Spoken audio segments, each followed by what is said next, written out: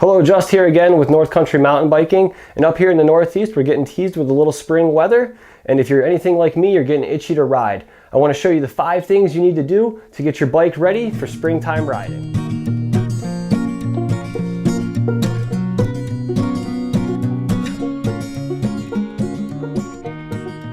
If you have the tools and the know-how, getting your bike all dialed in for spring isn't too tough. If not, I'd recommend sourcing out a local shop and getting yourself in for a tune. But I do it sooner rather than later because the shop schedules are going to fill up awfully quick. As we head into spring, the first thing you're going to want to do, and probably the easiest, is to get your bike lubed up. It's always important to use the right kind of grease and lube. Grandpappy's old WD-40 isn't quite going to cut it. You're going to want to use something bicycle specific. Starting off with your chain, it's never a bad idea to use a degreaser to get all the gunk and buildup off and start with a nice clean surface. Be sure to re-lube your chain, but don't use too much and wipe away the excess.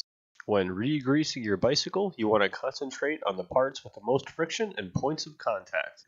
Disassembling, re-greasing, and reinstalling the headset, bottom bracket, and axle will keep the squeaks away and keep you riding smooth.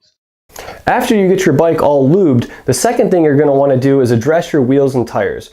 Whether you're running tubeless or tubes, this is very important to keep you rolling smooth and safe. Aside from proper tire inflation, you're going to want to make sure your wheels are running nice and straight with no wobbles, and also now is a good time to check and make sure there's no loose or broken spokes. If running tubeless tires, throwing in a fresh batch of sealant will help keep your tires inflated throughout the season. Also, changing your tires if need be will give you maximum grip and traction on the trail. Number 3 on the list is going to be brakes. Let's face it, if we can't stop our bike, there's no point in even getting on it to ride. You're going to want to start right with your pads. Replacing your brake pads about once a year, depending on how much you ride, isn't uncommon. Next stop, check the levers. You want to make sure the left and the right have even pull and they are not too soft and not too firm.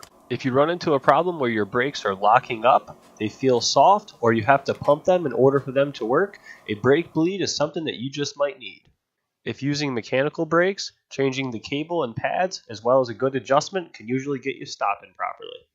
If your brakes are still rubbing after making all the proper adjustments, get on into the shop and order yourself a new set of rotors.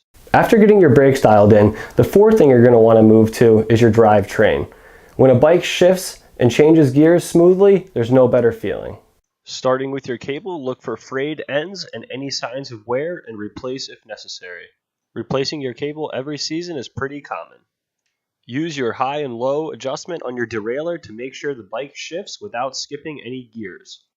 If you have a front derailleur, checking for cable wear and replacing if necessary, as well as a proper adjustment, will get you shifting smooth. The last and final thing, probably the thing that is most underlooked by people, is your suspension. First off, always be sure to follow the proper service schedule provided by your manufacturer. Keeping up on the air pressure in your fork or shock is always key. It's important to keep this adjusted throughout the season based on temperature changes and different riding conditions. Always use a shock pump and fill to the recommended pressure. You can usually find recommended settings on the back of your fork. If you have a rear shock, reference your owner's manual for proper inflation or auto sag features.